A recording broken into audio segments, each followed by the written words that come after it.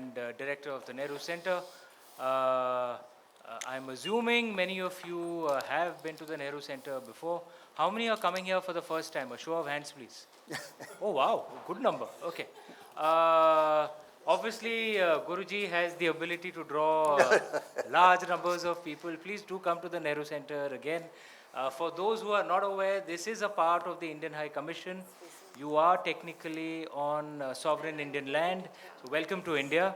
Those who've been missing Mother India, you're back home. It is my honor to introduce Guruji, someone who I draw inspiration from. I'm drowning in work, but whenever I meet him, I feel energized, and I feel like I can work even harder. Uh, he truly has the blessings of the Mahadev. He has the hand of the Mahadev on him. Thank you so much, Guruji, for coming here. And in conversation with him, Lady Mohini Kent Noon, a friend and elder sister, someone who's guided me on my journey in London. And we are here to discuss and launch Sri M's new book, The Friend. And over to you, Lady Mohini Kent Noon. I will be, seeking your apologies. I have heard Guruji many times. I've always had the honor, but regrettably, I have to rush for another program. Guruji, I'll beg your forgiveness once again. Okay, but thank you so much for coming here. Mohini ji, over to you. What time should we wind up? No, you know the director. It's up to you. So by 8, I think we should be Done. winding up. All right. Thank you, everyone. Thank you. Everybody has to go home. Thank you, Amit. Thank you, Mike. So, the dialogue today is about this book, The Friend, and it started in 2018 when I requested Sri M to have this dialogue with me, conversation about various important issues, and he very graciously agreed. So today I'm going to pick up questions from the book and put them to him, and then we will, at the end of it, we invite some written questions from the audience, so please hand them in, and we'll see how many we can answer before the time is up. So I think since it is International Day of Yoga, let's start with yoga. Yoga has become a buzzword today, and it's an ancient science that spread from India to the rest of the world. But we have very fashionable yoga studios and, wheels of yoga, the Albion yoga. So what is it at its yogic core? Let me finish chanting for 2 minutes, half a minute. Brahmanandam Paramasukadam Kevalam Jnanamurtim Dandvaditam Gaganasutarsham Tattvamasyaati Laksham Ekam Nityam Vimalam Achalam Sarvadi Sakshibhutam Bhavatitam Trigunarahitam Sadgurum Brahmanam. Yes. Now, yes, yesterday I think, today, the Prime Minister used the same words. You said that yoga has become a buzzword today in the world. Indian Prime Minister. Well, it's good that it has become a buzzword. More people are beginning to understand yoga. But let me say that yoga is so wide in its content and so expansive that it's difficult to pinpoint and say, this is yoga, this is yoga. Look, the Bhagavad Gita has 18 chapters. Each chapter is called a yoga. Now, believe me, no asanas are taught in the Bhagavad Gita. I'm not saying asana is not yoga. No, I'm not saying that. It is, of course, part of yoga. Each chapter, starting with Arjuna Vishada Yoga to Sannyasa Yoga, in the 18th chapter, is called a yoga. And the Gita itself proclaims it's a yoga shastra. So yoga cannot be just confined to physical well-being. It's to do with physical, mind, and then beyond for those who reach out or want to reach out beyond. So it's a very important and very expansive word, yoga. Yoga comes from the word to understand. Some people think yuj means to come together. In fact, yuj means to understand. There's a little bit of a grammatical problem there. Some people compare it to yoke, which keeps the bullock attached to the plow. But yoga is not a yoke. Yoga is setting free of all yokes. It's freeing your mind from all the, I don't want to use the word muck, all the things that we have gathered this life, last life, and if you believe in many lives, and to clear the mind of all the accrued weight which has come in, so that the mind becomes light and quiet and clear and peaceful. This is the tarmac from which you take off to higher levels of spiritual understanding. Now, since it also, like Ashtanga Yoga, 8 angas of yoga in the Yoga Sutras of Patanjali, since they deal with asana, pranayama, pratyahara, so it also has its physical and mental advantages. But the ultimate aim of yoga is kaivalya, freedom. And kaivalya is derived from the word kevalam in Sanskrit, which means only. So if you say, well, I am a yogi, you can say, because I practice asanas, okay, no problem, or I practice pranayam, or I'm a karma yogi, I do a lot of work, or I'm a Raja yogi, a dhyana yoga, I meditate, all this is true. But in the ultimate essence, yogi is one who, in the midst of a crowd, can still be alone. This is kaivalya. You know what happens? We can never be alone. And because of that, we have become so dependent on others. To stay independent and still be useful to others, to stay alone and feel the entire world with you, this would define a yogi who has touched kaivalya. Plus, I don't want to go on.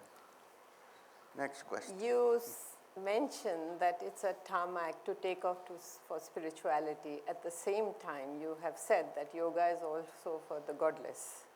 Yeah. So is yoga confined to people who have spiritual tendencies? How does it translate across the world? Okay. Now this needs a little elaboration. I did write a book, which is actually a sloka by sloka commentary and translation of the Yoga Sutras of Patanjali. Right. And I titled it, please remember, I titled it Yoga Also for the Godless. Also, there is an also in between. It's not yoga for the godless, yoga also, which means if somebody does not want to believe in the existence of an Ishvara concept, he can still practice yoga. I wrote this title because a young lady came to me and said that I very much want to practice yoga, but wherever I go, they say I should fall at that guru's feet. Wherever I go, they say you have to chant this mantra. I don't believe in all this, but I want to practice yoga. What do I do? I said, listen, if you want to practice yoga, you don't have to go into all this. If you want to go, that's a different story. Reason also being that yoga darshana, in India we have many darshanas, which means way of life or philosophy.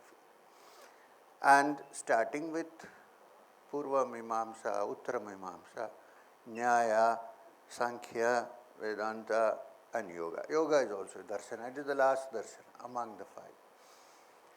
Sankhya, yoga is largely based on Sankhya. Much of the terms derived is from Sankhya. Sankhya has no concept of a creator God. This is why Sankhya, Kapila Sankhya, and Kapila Muni is supposed to be one of the oldest and the greatest of Munis, so great that Krishna declares in the Gita, among the munis, I am Kapila. Note. So, most of the terminology of yoga is derived from Sankhya. And in Sankhya, there is no concept of a creator Ishvara. There is an Ishvara which they say is the sum total of all knowledge, which is primordial. And the yogi, through the practice of yoga, when his mind is free of all vrittis, chitta vritti, nirodha, then the yogi himself touches that thing called, whatever you want to call it, called Ishvara. And yes, so in Sankhya, yoga is slightly inclined to also look worshipfully at the concept of Ishvara.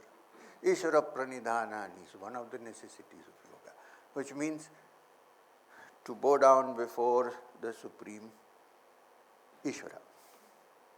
Now that Ishvara has no form, no shape, no, it is Saguna and Nirguna, both. Which is why I gave this title. I also gave this title because what I believe is with me. I'm not taking it, discussing it. But even if those who believe that there is no such concept, Jains, for instance, they don't have a concept of a creator. And yet, Ashtanga Yoga is studied very seriously by the Jains. Because all the you look at any pictures of the Tirthankaras in the Jain literature, they believe in the immortality of the soul, but they don't have an Ishvara concept. Look at all the Tirthankara, they're all sitting in Padmasana and meditating. And wherever we have been shown in yoga the centers of spiritual communion, they are marked with tiny flowers and lotuses, right? And they believe in the first yama niyama, which is ahimsa. In fact, they give so much stress on it that the Jains say ahimsa paramo dharma. That's the greatest of dharmas. Without having a concept of a God who's punishing you, beating you up, and so on and so forth. Right? And who you can do what you want throughout the week and apologize on a Saturday or Sunday and say now it's cleared. And do the same thing the next week. Right? So, I wanted to say that even if you don't want to believe in that concept, reality is or not, that is not the question. You can still practice yoga, and perhaps when you have got deep into it, you might begin to understand yourself if there is some divinity existing or not. For you to figure out. Don't put it off because I'm afraid of all this paraphernalia. Start somewhere. This is why I wrote that book. That's a very important thing that you Sorry. did, because yoga has spread, from Australia to Canada and all, and nobody wants to link it to God or religion necessarily, but they want to participate. So I think this is Some very people important. some people do, because especially since it goes from India, there's always a bit of theistic touch in it. It's there, but it doesn't matter. What I'm saying is, as long as they get interested in yoga, if they go deeper into it, they will soon begin to discover about this. So And I don't want to discourage them. we've just passed through a very difficult 3 years. So the mind threw up, lots of problems of mental ill health, but the mind is very capricious and it can fly all over the globe in a second. And how can we harness one's mind? And at the same time, we are told to keep an open mind, but doesn't that create confusion? A mind that can travel all over the globe, you use that sentence, that is a yogic mind. Ordinary mind doesn't travel all over the world, it only thinks about the world.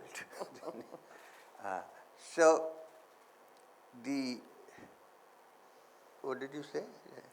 I said the mind is capricious and we've gone through a period of ill health. So how does one control that and harness it? I also passed through the COVID pandemic, right? I didn't travel much, I stayed on in, that is mostly because of medical opinion. Don't go out, you will get COVID. and so on and so forth. And there were sometimes the airlines were not working, so I was not traveling. And if you went abroad, then your immigration was not working. So, but believe me, it was during the pandemic. Today, many people know me not as Sri M. Today morning, somebody came to see me, and who was that? The High Commissioner. High Sri Commissioner? Lankan. No, that was yeah. Federico, my friend, I think he must be here. He said he met a French guy called Anton, good friend of mine. Maybe he's here, I can't see in the dark. So, and he told his son that I probably go to London to see Sri M. And he said, oh, the YouTuber. So, so you know what I mean. So during the pandemic, although I could not go out or travel around, I did all my work without panic, with the mind fully settled on YouTube. In fact, because of that, my son-in-law, who is an expert in this, made a small sound studio in Madanapalli, where I live. So all the recordings, I had recordings with the WHO, with the director of WHO. We discussed what pranayam would be helpful in avoiding infection. We talked about meditation. Innumerably, just go there and look about a year before. All these, so if you practice yoga, if you are a yogi, these difficulties don't stand in your way. Of course, when I went out, I wore a mask, because a yogi is not an idiot, you see. So I wore a mask because I didn't want unnecessarily to expose myself to these things. So I did that. So I think to make the best of your situation and to move forward without being depressed and pulled down is also a part of yoga. It's exactly what has happened to Arjuna in the battlefield of Kurukshetra. He sunk in despair. He doesn't know what to do, where to turn. And Krishna raises him up from that depression in many ways and says, do your job. He's not in a pandemic, but he's in the middle of a battlefield. Right? Situation is slightly different, but almost the same. We were battling against the virus.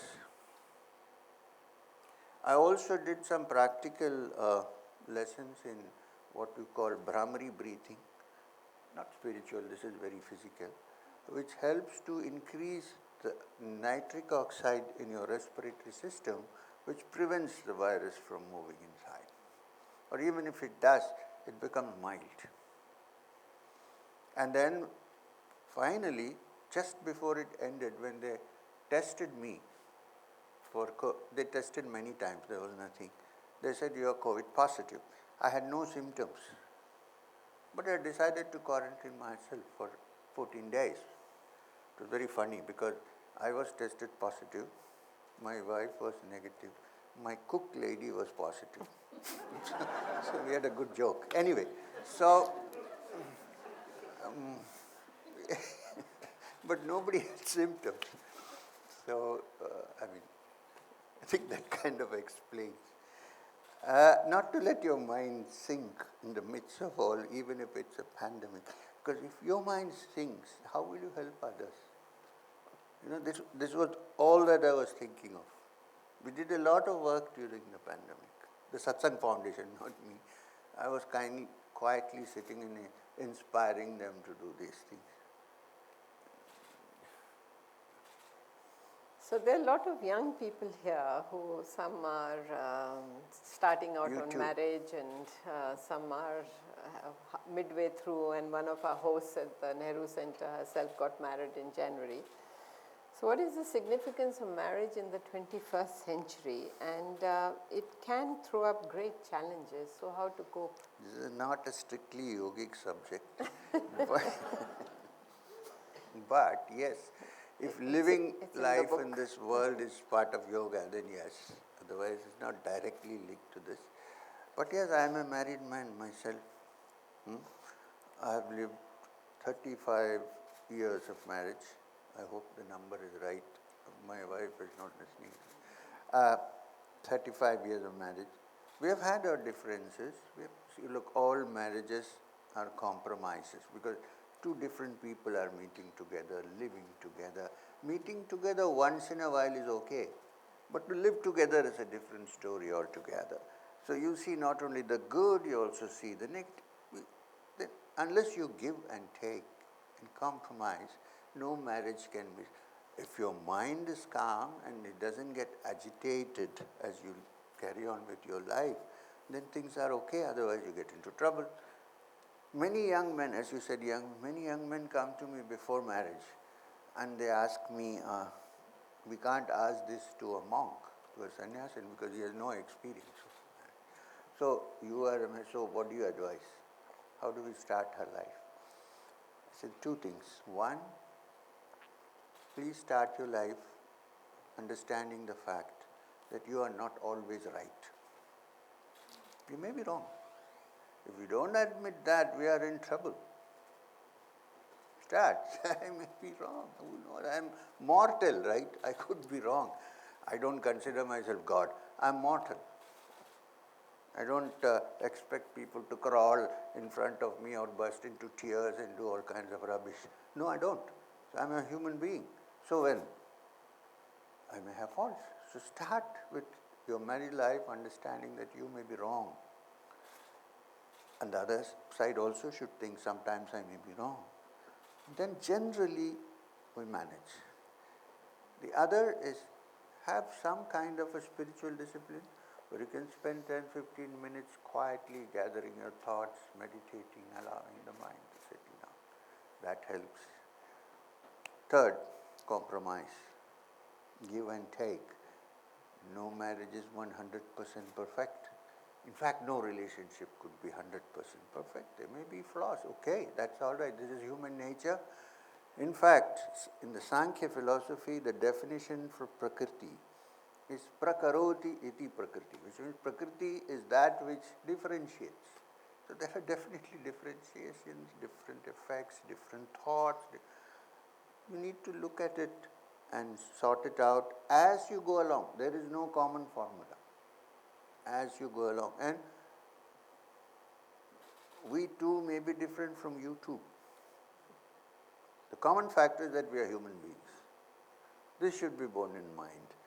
Therefore, if these thoughts are there in the mind, and you also learn to retreat into yourself now and then, or at least daily for some time, then I think many of these problems can be sorted out. I have sorted out my problems. We differ in our opinions on various subjects, but it's okay. You give the freedom to differ, right? You don't have to put everybody into the same mold.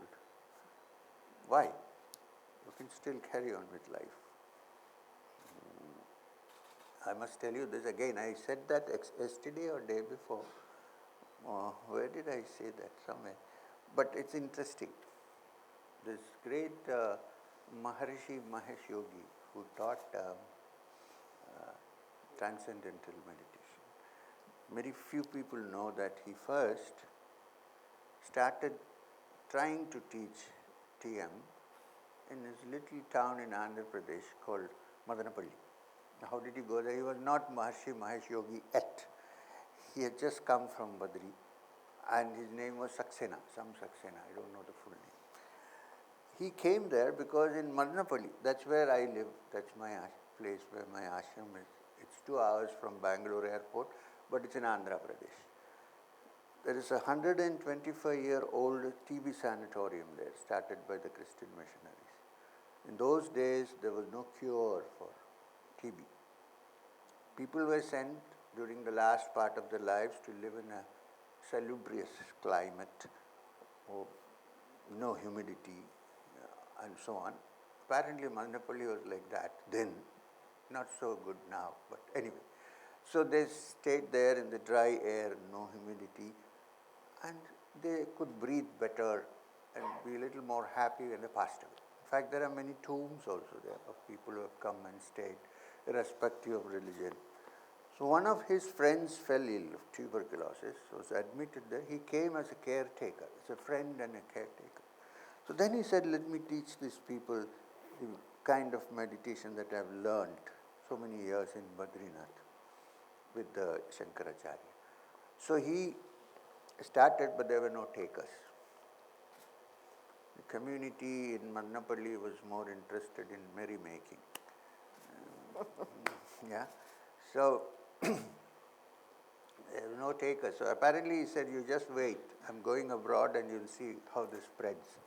Good prediction. However, one day he called all people together and drew a line with chalk on the ground. And he said, all married people on that side, all unmarried people on the other. Then he said, those who are not happy with their stations in life, please cross the line. Everybody crossed. It doesn't depend on what, you know. So, like that. Keep yourself happy and the other person will also be happy. So since the director of the Nehru Center, Amish, has decreed that we talk about the book, therefore I'm raising the Sure, subjects. sure. So The ones before were not from the book? Yes. no, they're all from the book. But one of the issues we all struggle with also is money. It's a great preoccupation. It becomes a possession. People find it difficult to part with it. It's a very difficult relationship. So how would you talk about what it actually means in our lifespan? Look, if you are a monk, if you are a sannyasi, you have nothing to do with money. You looked after. If you get your food, you have your shelter, there is no need of any money. But if you are living as a householder, living a family, of course you need money to live. The problem is not that. The problem is when money becomes too important, the most important thing. There lies the problem.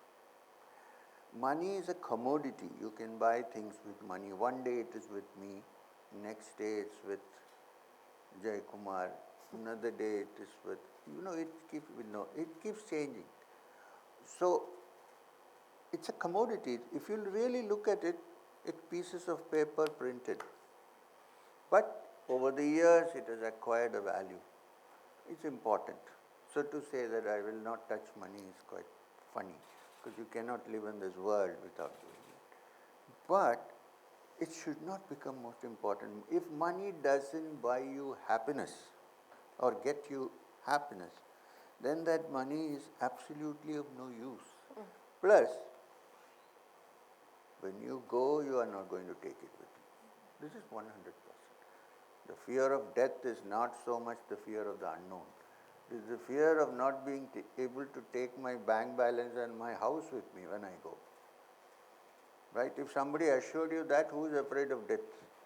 I'll enjoy there. Like, politicians are not afraid of going to jail. Why? Because they have provided AC jails with TV and everything is served out there. Even a jail in a prohibition area, they get liquor inside. Right? So who's afraid of the jail? In the same way. If you are free of that, this is the thing. You get one so attached to money that you think, oh, if it is gone, nothing happens. Really nothing happens. I'm saying, having said that, you should have sufficient money to look after yourself. Fine. And any surplus that you think you have, use it to look after somebody who doesn't have it. Distribute. You see, the problem is not of how much money there is on this earth, it is distribution. Distribution is the problem. Somehow one gets stuck in the idea that all my money will be here. What will it do there? Sit there, get 3% interest, maybe. And then, what happens after that? So one has to think about this. I'm not saying discard money, but don't make it the most important thing in your life. Many people lose their happiness because they are looking for more and more. Look, in my life, all kinds of people come to see me. The poor man comes, the rich man comes, the middle level guy comes, everybody comes. Why are they? What is it that they're looking for? Which means they're still not stable and happy. So if it doesn't give you that, so what is the big deal? I must, you know how much time we have. I must tell you a story. Just wait. Huh? 20 more minutes. Oh my God. Okay. You have many more questions? I'll tailor them. You carry on, please. It's okay. No. Sure. Just leave it. So you'll give only 5 minutes for it. No, you just carry on, please. They'll shut the door and keep you inside. So, there was this great king, not great king, from Punjab, who wanted to increase his territory. He already had, I don't want to name the territory, but in those days, if you need to do that, you need to get permission from the emperor, the Mughal emperor who sat in Delhi. So he came there and met the last poor old emperor Jafar Shah, who was sitting there in the Red Fort. So he came to him and he said, look, sir, I need to expand my territory. I need two things. One is permission from you. Second, I need a nice Pathan commander and I need arms. I said, okay. So he said, you come here. There's an open window that look down. So he said, what do you see? He said, I see a fakir sitting under a tree, almost torn clothes, with a bowl in his hand, begging more. But he's looking up at the sky and laughing to himself. So the emperor told him, now you look at the face of the emperor of Delhi. How does it look to you? He said, it looks very sad. So I am the emperor of Delhi and you want to just expand do you think you will become happy? There's a guy who has a begging bowl for his food, who is laughing, looking up. So I will help you, but go back and think about it and come back to me. So the story is that he went and never came back. He vanished. Nobody knows. And he did not go back to the kingdom where he came from. And many years later, his brother took over because there was nobody. Many years later, the brother was going to the Char Dham Yatra. Kings used to go those days. So his whole retinue was with him. They all went. They got down at Rishikesh. So somebody said, since you're going on a dangerous yatra to these 4 dhams, even today, it's not so easy with cars and things. Imagine those days. You better take blessings from a great saint and go somewhere. So he said, where is the great saint? He said, go to Lakshman Jhula. Inside a cave, there is a great yogi. You take his blessings and then go. He said, okay. So the entire retinue went to the cave in Lakshman Jhula. And there was a tall yogi sitting with matted hair, eyes closed. They waited. Then the eyes opened and the king said to this yogi, Maharaj, you know, we call yogis Maharaj, king, emperor, Maharaj, I'm going on a tour to the Char Dhams. Please bless me. So the yogi said, Tathastu. He said, my brother's voice? The king who came looking after talking to Jafar Shah went off to the Himalayas. He got a teacher and he became a yogi because he knew it's not worth it. So he was there. So he opened his eyes and looked at him and he said, I'm your brother. Brother, please come back to the kingdom because you're not there. So he must be a good king, huh? Otherwise he would have thought, oh God, he is here. So, come back. They're waiting for you. He said, wait. What did you call me just now? He said, I called you Maharaj. So I am the Maharaja of the universe. Why would I go back to this little kingdom of yours? I think you understand what I'm trying to say. So while money is practical, useful, good and so on, so many charities run because of money. But if it becomes very important, and if you think it can buy happiness, we are terribly mistaken. So if this idea is there in mind, you can still deal with money and carry on with life. I deal with money, I have work, but I know that it's not the aim of life. How much will you gather? Will we pile it up and keep it for what? Now, those who have children and families, they have the sentiment that when I die, it will go to them. Suppose somebody doesn't have, they're still piling up. For what? Just a feeling of kind of safety, that's it. And like in the US, which recently happened, if the bank fails, where is the money? Even when the biggest Swiss bank failed recently. Right? So, while you need it to do things, don't give it that much importance. One of the most difficult relationships I think we have is with ourselves, and you always say, look in the mirror. So can you expound on how one sees oneself clearly? You know, the most important function, I'm serious, of a spiritual teacher, if he is one or she is one, is to show a clean mirror so that the other person who comes to you can see himself or herself clearly in the mirror. So that when you see the aberrations, you can change it. But nobody looks at the mirror. You know,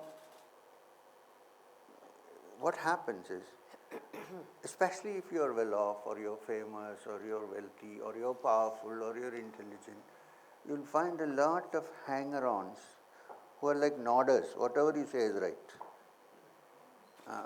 We had somebody in Madnapalli who was a municipal chairman. There was a man traveling with him always called Mastan. And he would say, Kya bola bhai? Barabar bola bhai. So these barabar bola people destroy you, while those who criticize you probably show you the truth. I'm not saying you should go on hugging everybody who criticizes. That's not what I'm saying. So if you can stay away from too much praise, and if you can, this is what I mean, and look at yourself as you are, and then only you can change. What happens is, I don't want to see what I am. No, I'm okay. Why? Because I am the Brahman. But you are not the Brahman right now. You are this limited individual who has many. So you don't want to see it. You sweep it under the rug and say, I am that Brahman. Self-realization means first to study yourself as you are in your situation. This is first self. Understand yourself. And then you will be able to bring change. If you don't understand how, look, I'm sitting here, if I don't know where I am sitting, and if I walk off the stage, what happens? When I sit, I know this is in a height, you are sitting down. How? I study it, right? If I forget all that in my enthusiasm, I say, oh, hello, I want to hug you. So, studying oneself is very, very important. And don't allow anybody to say that you are perfect, you are great, you are this, you are that. This happens very often.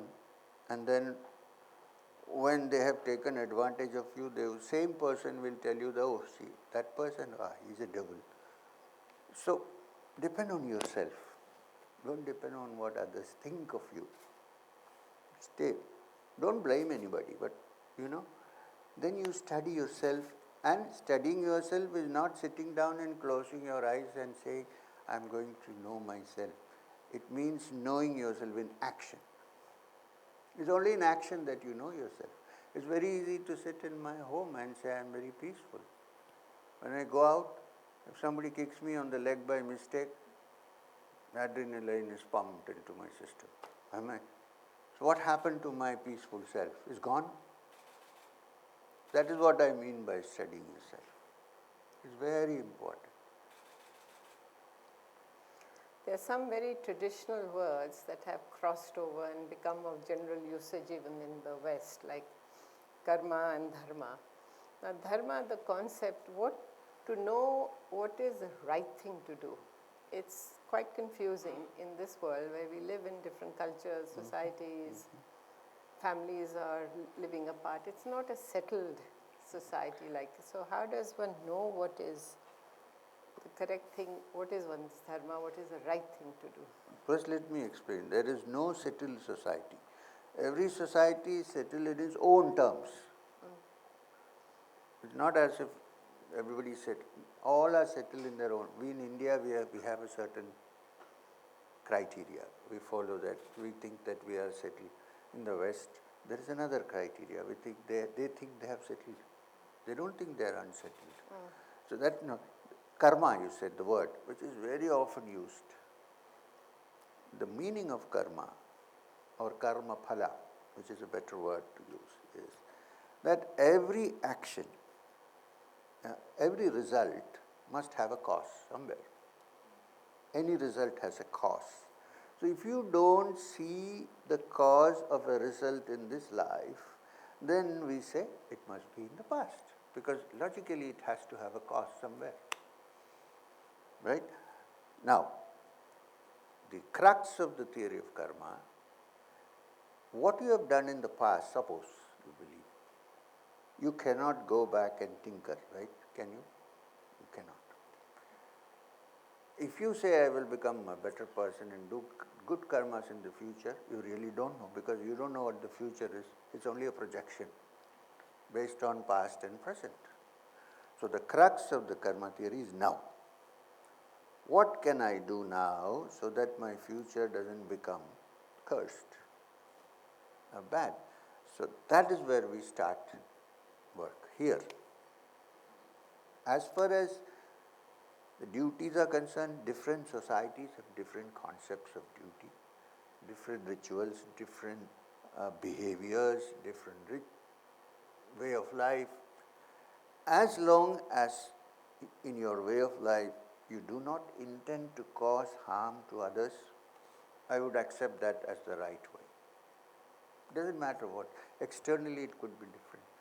There may be a person wearing just a cowpin who might be a deadly, dangerous guy. There may be a man in a full suit who may be a wonderful person. You cannot distinguish externally. It can only come from when you know actual content of the mind. There are some, right? So I think the crux of the theory of karma is how you live in the present life, so that tomorrow in future the results are good. As you sow, so you reap. So how far should one go in the quest for freedom? Because you left home at 19 and sailed off into the unknown. And so how far should one go?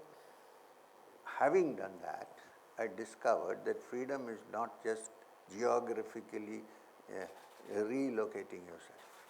Having done that, it's a good lesson.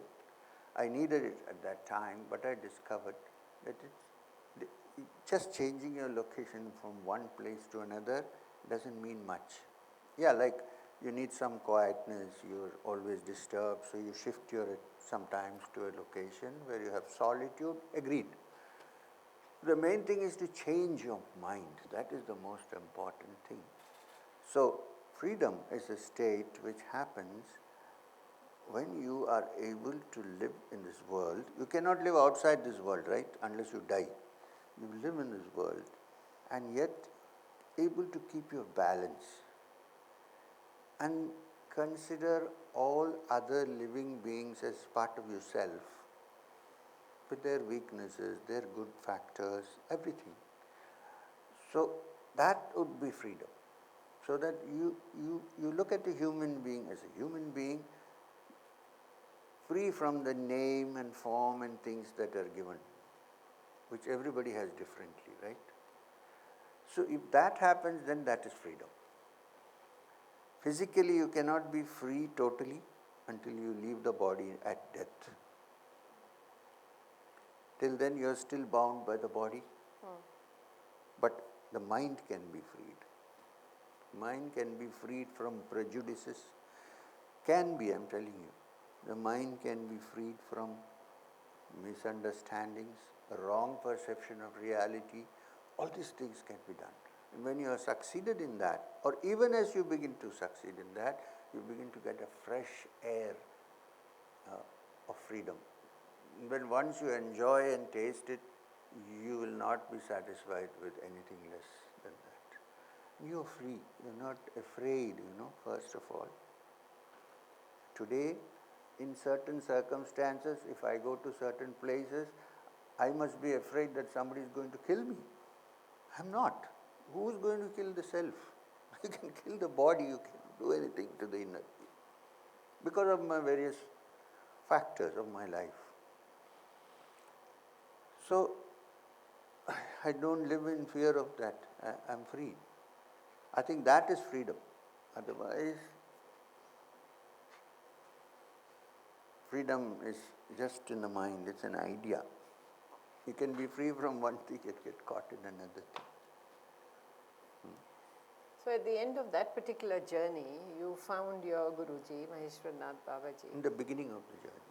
Well, the certain number of weeks it took you to reach him. So that was, not everybody, finds living Guru and a true person. And there's a lot of teachings available on YouTube, as you yourself mentioned earlier. So what is the significance of a living teacher and guide and Guru? A living teacher, especially on the spiritual path, I agree, is an important part of one's spiritual life. But it need not be that you're always sitting on his lap. Look, I went for a particular purpose. Babaji, my master, send me back, my teacher, saying that that's enough for you now. Try to bring about a change in others. Where is your water, Hello? Bring about a change. Holy water. Okay. Bring about a change